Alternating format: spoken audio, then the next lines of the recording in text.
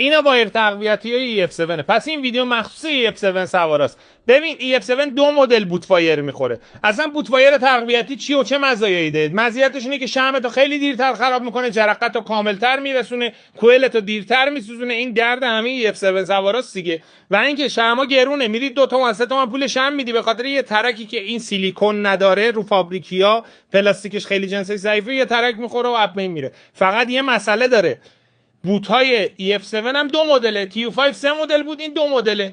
دو مدلش، یه مدلش بهش میگن کروز، یه مدلش بهش میگن EF7. کروز فنرش این شکلیه، یه ورش تیزه یه ورش مخروطی، ولی این بوتایی که بهش میگن EF7 دو طرفش مخروطیه.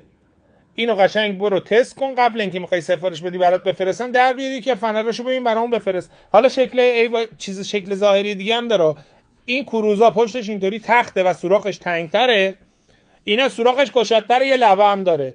حالا شما فکر بد نکنید دیگه، اینو بفرست برای هر چی EF7 سواره. حالا اگه وایر خرید که هیچی، اگه نخریدم حداقل درستش بنویس، کلمه وایر رو این زیر بنویس تا لیست قیمت و عکسش برات بیاد. عاشقتونم. خداحافظ.